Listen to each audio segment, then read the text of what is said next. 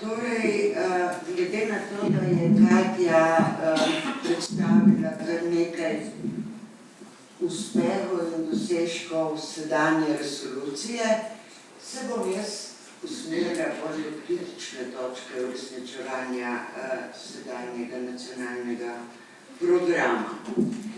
Torej, naj začnem z vlogo strokovnega sveta za izobraževanje odraslih, ki je opredeljena v sedanjem nacionalnem programu in sicer z enim stavkom. Piše: Vlada Republike Slovenije si mora pred sprejetjem letnega programa izobraževanja odraslih pridobiti mnenje strokovnega sveta. No, torej, vsako leto naš strokovni svet, pa še prej njegova strateška komisija, obravnavamo letni program za izobraževanje odraslih za naslednje leto in prav tako razpravljamo in pripravljamo predloge in pripombe o letnih poročilih za izobraževanje, letna poročila o realizaciji letnega programa za preteklo leto. In seveda to temeljito analiziramo in razpravljamo po posameznih prednostnih področjih in tudi dejavnostih, ki so potrebne za izvajanje izobraževanja odraslih. Torej, tu bom izpostavila, glede na sedanji nacionalni program, tri ključne probleme, ki se vsako leto pojavljajo v naših razpravah. Najprej je tu problem javnega financiranja izobraževanja odraslih, ki ga je generalno premalo. To si bodimo na jasnem, da je približno 3% vseh sredstev, ki jih država daje za šolski sistem, gre izobraževanje odraslih. Sem prav šla preračunavati za zadnje podatke SURS-a za leto 2017. Skratka, generalno je tega denarja premalo, da bi se lahko uresničili zastavljeni cilji. Sicer pa ob obravnavah teh letnih programov in poročil člani in članice strokovnega sveta opozarjamo na nepreglednost predstavljenih načrtov. V zadnjih letih opažamo krčenje integralnih sredstev na račun sredstev Evropskega socialnega sklada. Seveda ostajajo problemi realizacije načrtovanih sredstev, kajti nobeno leto ni 100% realizacije. Nesorazmerno financiranje po prednostnih področjih, kar bom vse prikazala v nadaljevanju v tabelarnih pregledih. In seveda tudi opozarjamo, da manjkajo analize o učinkih tega financiranja. S financiranjem povezana je tudi medresorska koordinacija izobraževanja odraslih. Leta 2015 je tedanja ministrica ustanovila 24-člansko medresorsko koordinacijo izobraževanja odraslih in zelo kmalu smo lahko ugotovili, da je ta koordinacija omejena zgolj na razpravo in izmenjavo informacij, vsekakor pa v okviru nje ne prihaja do dogovora o usklajevanju in povezovanju ukrepov in posameznih programov izobraževanja odraslih med posameznimi ministrstvi. Tak dogovor je po mnenju Ministrstva za izobraževanje pač onemogočen, kajti ministrstvo nima pristojnosti, da bi karkoli narekovalo drugim ministrstvom. Zato v nadaljevanju seveda naš strokovni svet predlaga, da se takšno medresorsko telo ustanovi na ravni vlade in vlada naj tudi določi jasne pristojnosti in odgovornosti tistih, ki bojo udeleženi v tej koordinaciji. No in vedno pri vsaki obravnavi naletimo na problem nizke udeležbe ranljivih skupin in njihove nizke motiviranosti, kar je verjetno posledica nezadostnih sredstev za te skupine, seveda tudi nezadostnega števila programov in problem je prav tako usposobljenost strokovnih delavcev, ki izvajajo te programe.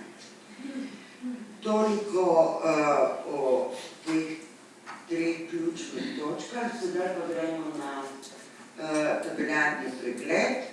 Tu sem izpostavlja dve ministrstvi, ki sta po sedanjem nacionalnem programu nosilni ministrstvi, odgovorni za usmerjanje, oblikovanje instrumentov in zagotavljanje javnih sredstev.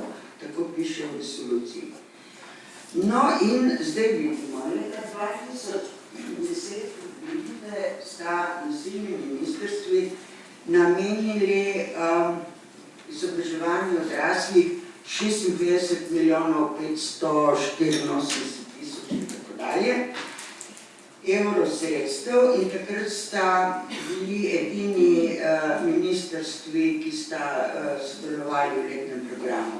Leta 2014 se tema dvema ministrstvoma so se pridružila 4 nova ministrstva in kot vidite, takrat je bil drastičen upad sredstev teh dveh nosilnih ministrstev in ostale 4 ministrstva sta tistega leta prevzela celo 43% delež vseh sredstev za izobraževanje odraslih.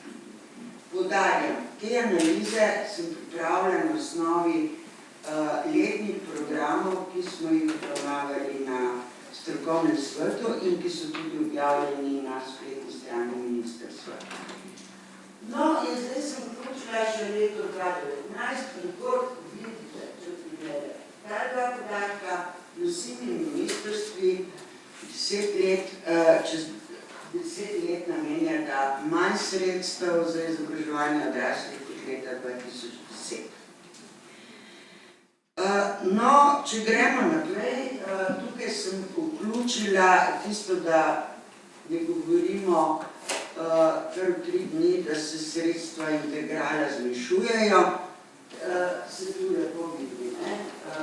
Prikazana so sredstva vseh ministrstv, vsaj ministrstva, ki so se priključevala letnemu programu, letos jih je 8, ki sodeluje 8, eno je izpadlo. Skratka, po deležih vidite, da ne govorimo nekaj na pamet, integracije zmanjšujejo vsako leto in povečujejo se sredstva ESS, čeprav je napisano v resoluciji, da seveda se sredstva za izobraževanje odraslih zagotavljajo iz nacionalnega proračuna, ki naj bi bil dopolnjen z sredstvi ESS. Ampak dogaja se ravno obratno. Naprej, tu sem zopet izpisala procente in preračunala procente za 2 nosilni ministrstvi in tu vidimo, da je bil upad drastičen integrala. Se pravi, od 88% integralnih sredstev 2019 padlo na 28% na ministrstvo za izobraževanje in še bolj drastično, tudi vidite, na ministrstvo za delo do 23%. In seveda temu sorazmerno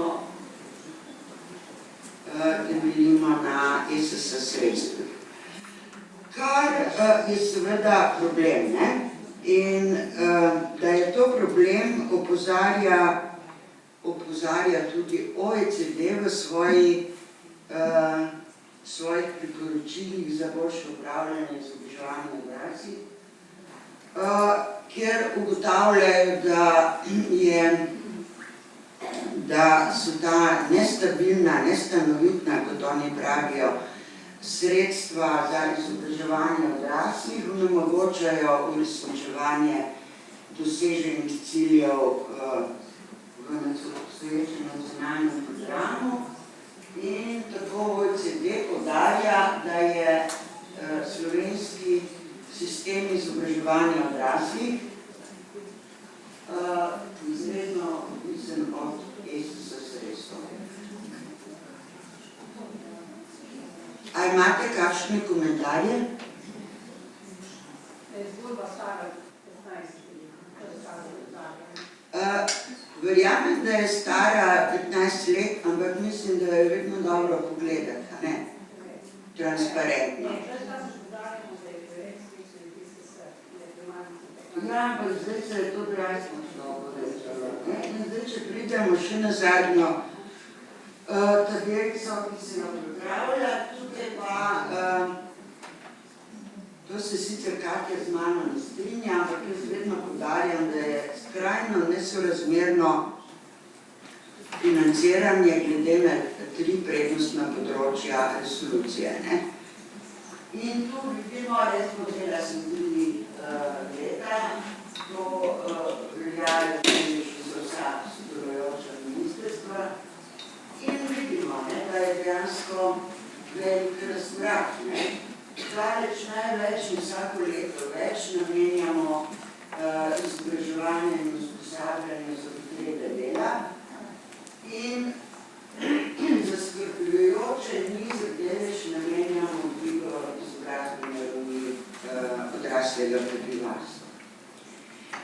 Tu zgoraj sem povzela iz sedanje resolucije, kjer piše, kakšne deleže bosta okvirno namenjali 3 prednostnim področjem 2 nosilni ministrstvi. In sicer 20% prvemu, 20% drugemu področju, tretje 46% in dejavnosti 14%. V oklepaju pa so njihovi deleži preračunani seveda za to leto. Tako da vidite, da so kar velika odstopanja in se pravi, še enkrat poudarjam, poudarek je na izobraževanju in usposabljanju za potrebe dela, hkrati pa, kar na strokovnem svetu pogosto opozarjamo, nimamo nobenih analiz o učinkih tega velikega deleža sredstev. Naprimer, največji delež gre seveda tih sredstev za usposabljanje brezposelnih, niso pa znani izhodi teh ljudi v zaposlitev. A ni res? Ja, da bomo mogoče pozneje, ker jaz sem zelo omejena z časom. Ali lahko zdaj razpravljamo? Kajti Irena bi rada komentirala. Ali lahko pozneje, ker mi bo zmanjkalo časa. Skratka, gremo k nekaj predlogom za pripravo novega programa, ki seveda izhajajo iz naših razprav na strokovnem svetu. Gotovo je pri novem programu potrebno izhajati iz analiz, temeljitih analiz, ocene stanja in ocene tudi pogojev za uresničevanje sedanje resolucije. In sicer ne zgolj po merljivih kazalnikih in operativnih ciljih, ki so zapisani, ampak tudi po ostalih napovedanih ciljih in poudarkih na 3 prednostnih področjih, prav tako pa tudi je potrebno pregledati, kaj smo vse napovedali v dejavnostih, ki so potrebne za izvajanje izobraževanja odraslih. Gotovo bo potrebno premisliti, kaj bomo v Sloveniji na področju izobraževanja odraslih potrebovali do leta 2030. Torej, kakšne spretnosti bodo potrebovali odrasli, o tem že kar nekaj vemo s pomočjo rezultatov mednarodne raziskave o spretnostih. Ne vemo pa seveda, in tu bi bile potrebne raziskave, kakšne so izobraževalne potrebe različnih skupin odraslih, kakšna znanja in spretnosti potrebuje trg delovne sile in tako dalje. Zaradi spremljanja napredka v razvoju izobraževanja odraslih in primerljivosti podatkov menimo, da naj opredelitev prednostnih področij ostaja enaka kot sedaj. Če želimo oblikovati celovit nacionalni program, tako kot predlaga OECD, in seveda tu dodajam tudi celovit sistem izobraževanja odraslih, potem je gotovo potrebno vključiti vsa področja, oblike, načine in tudi ravni izobraževanja. Vključno s visokošolskim izobraževanjem odraslih, seveda pa tu naletimo na številne probleme, kot so zakonodaja, različni nacionalni programi in seveda podatki, pomanjkanje podatkov ter nepovezanost podatkov in informacij. Glede financiranja seveda je gotovo potrebno pregledno načrtovati ta sredstva in sproti spremljati učinke financiranja ter zagotavljati učinkovitost in pravičnost v uporabi sredstev. Seveda, da bi se v prihodnje zagotovila stabilnost, je gotovo si potrebno prizadevati za porast integralnih sredstev. Zdaj imamo, vsej Peter mi je poslal dve strategiji, ki naj bi obravnavali danes, in sicer strategija dolgožive družbe in strategija razvoja Slovenije 2030. Nobeni od teh strategij, recimo naš strokovni svet, ni bil vabljen ali kakorkoli, da bi lahko komentirali, preden sta bili objavljeni. Skratka, potrebno bo pogledati, kaj z vidika izobraževanja odraslih ti dve strategiji vključujeta in seveda, kaj morda manjka. Prav tako je potrebno premisliti o ustreznosti in zadostnosti sedanjih kazalnikov in operativnih ciljev uresničevanja programa. Zlasti na strateški komisiji večkrat poudarjamo, da se merijo zgolj ali pretežno vključitve, ne pa izidov in učinkov izobraževanja odraslih, zato bi treba v tem smislu kaj razmišljati, ali pa na primer nihče se ne vpraša, kakšno je zadovoljstvo udeležencev izobraževanja odraslih. Prav tako bo potrebno premišljati, kako so naši kazalniki usklajeni z... Jaz sem učiteljica in zahtevam, da se pozornost. Ali pa tisti, ki razpravljate, potem lahko greste tudi na hodnik razpravljati. V redu? Dobro. Ja, učiteljica pač ne more, ne, iz svoje kože. Skratka, ta strategija razvoja Slovenije 2030 ima 3 kazalnike. Prvi od njih je enak, kot je naš kazalnik v resoluciji 2020 do 2020. Mi imamo cilj, da dosežemo vključenost v ŠU do leta 2020 19%, ta strategija Slovenije pa ima isti cilj do leta 2030. No, ampak vse o tem bi se dalo še razpravljati, hitim dalje. Gotovo je treba razmišljati o OECD-jevih priporočilih, tako bom zaključila, ki jih bo predstavila EMA, in so zelo relevantne za naš nacionalni program. Potrebno bo več raziskav za spremljanje učinkov in Peter pravi, ne končam, tako da v redu. Morda bo to kje objavljeno in se boste lahko še zadnji slajd pregledali in uporabljeno literaturo. Prav? Hvala.